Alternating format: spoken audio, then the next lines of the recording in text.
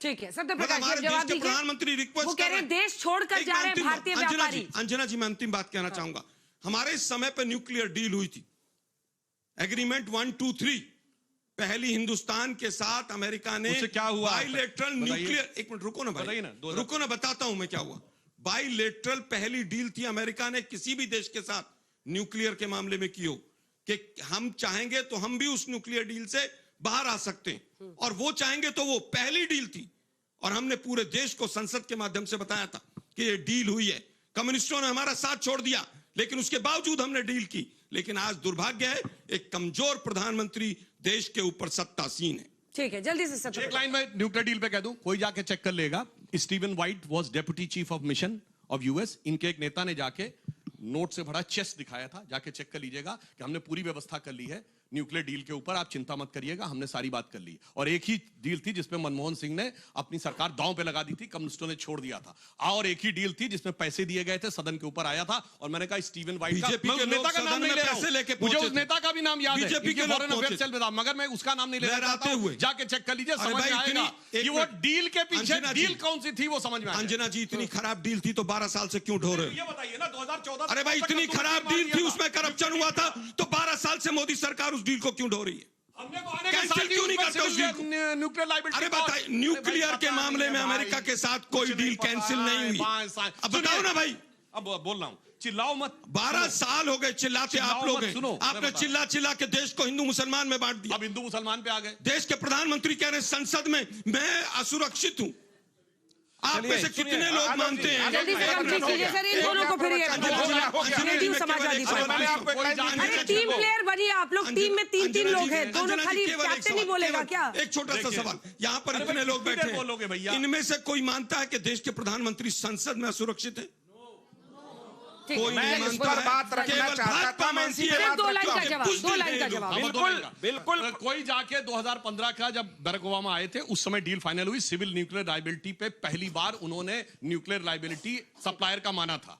वो जाके उस समय कोई भी जाके चेक कर ले, इसलिए मैंने ये बात कही कि जो इनको बात करनी चाहिए पूरी तरीके से सोच समझ के। सत्यप्रकाश जी जल्दी। प्रधानमंत्री सदन ही नहीं पूरे देश में हर जगह महफूज हैं, मजबूत हैं। उन्होंने सदन का लिहाज रखा। उन्होंने महिलाओं, एक शब्द नहीं बोलिएगा बीच में, एक शब्द नहीं बोलिएगा। आप लिहाज रखा डिबेट का, ये तरीका ठीक नहीं है, ये तरीका ठीक नहीं है। किस बात का लिहाज?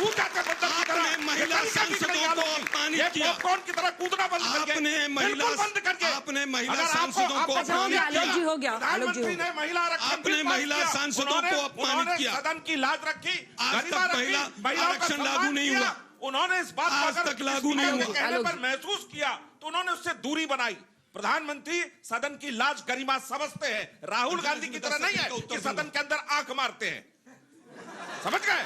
मैं उत्तर देता हूं। फालतू बात मत करिए। अब आइए डील पर। भाई मेरे पास बहुत कुछ है कहने को, लेकिन मेरा स्तर नहीं है। फिर पॉपकॉर्न बन के कूद गए आप। मैं कूदूंगा तो एक शब्द नहीं बोल पाएंगे। मुझे अपनी बात रखने दीजिए।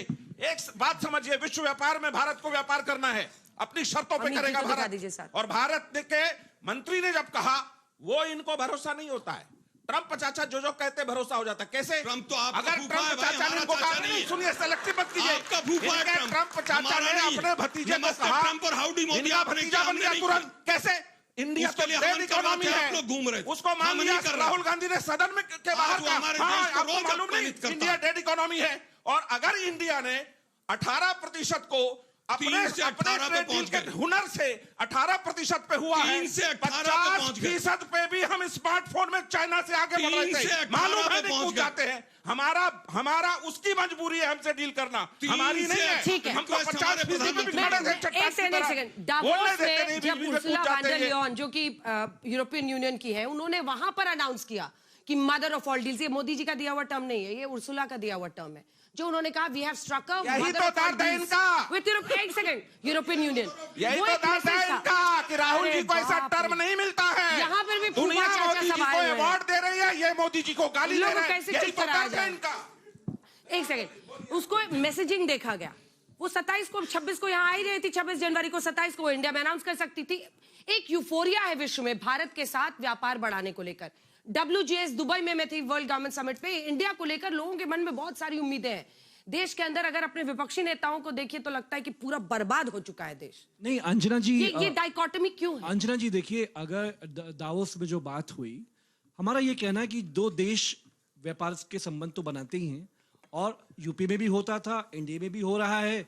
जब दो देशों के फैसले होते हैं, और फैसले मतलब ये कि मोहब्बत दोनों तरफ से बराबर बराबर हो। यहां मोदी जी वन साइडेड मोहब्बत के चक्कर में पड़े हुए, उससे समस्या हम लोगों को है।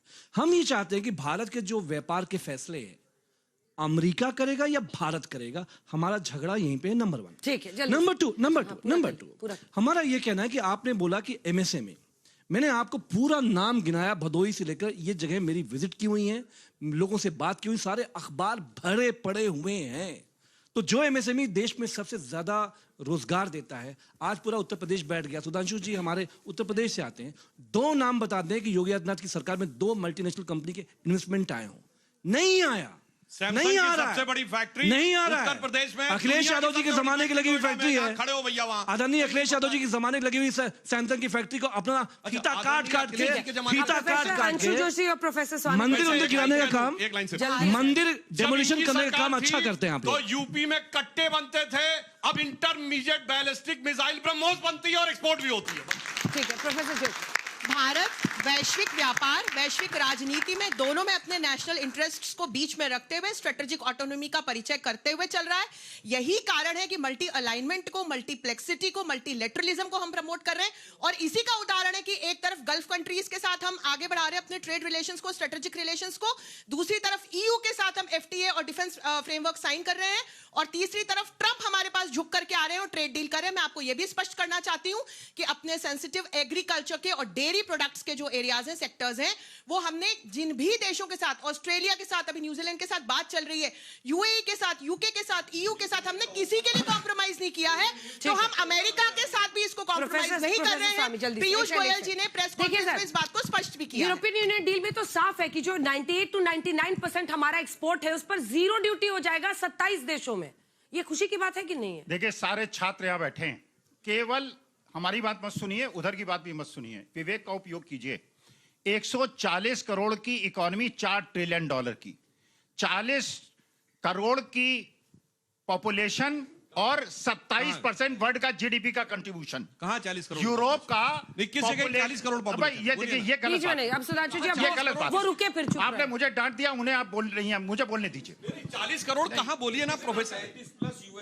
इस डील को देखना चाहिए। 140 करोड़ की जनसंख्या वाला देश और 22 ट्रिलियन की इकोनॉमी। अच्छा, लेट हिम कंप्लीट नाउ, जल्दी हम बोलिए। एक कंजम्पशन इकोनॉमी है, ये पूरे वर्ल्ड को पता है, पूरे वर्ल्ड को पता है कि अपनी इकोनॉमी को बढ़ाने के लिए भारत के अंदर माल उन्हें ठोकना है।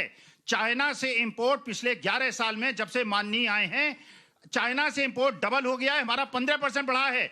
अब विदेश वाले अपना सरप्लस मटेरियल, क्योंकि उनके पॉपुलेशन कम है, प्रोडक्शन ज्यादा है, हम कंजम्पशन इकोनॉमी है, हमारी कंजम्पशन इकोनॉमी में कंजम्पशन पावर है, परचेजिंग पावर है, बढ़ती हुई जनसंख्या है, पूरे विश्व के अंदर घटती हुई जनसंख्या है, उनका माल बिक नहीं रहा है। 25 लाख से ऊपर की गाड़ी, इसीलिए यूरोपियन यूनियन ने कहा mother of deals, it is a mother of deals for them, it is a east India company for us. East India company है भारत के लिए। सर, हमारे एक्सपोर्ट पे 0 ड्यूटी हुआ है यूरोपियन यूनियन के साथ। एक्सपोर्ट करेंगे जब सरप्लस होगा, जब लोग कह रहे हैं 16.5% से मैन्युफैक्चरिंग 12.5% आ गई।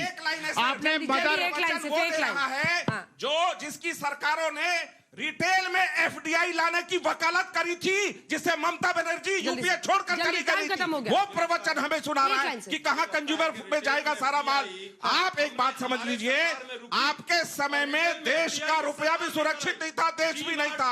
अब रुपया, व्यापार और देश तीनों सुरक्षित है। चलिए ठीक है, इसी के साथ ताली के साथ आप सभी का बहुत धन्यवाद हमारे साथ टक्कर में जुड़ने के लिए।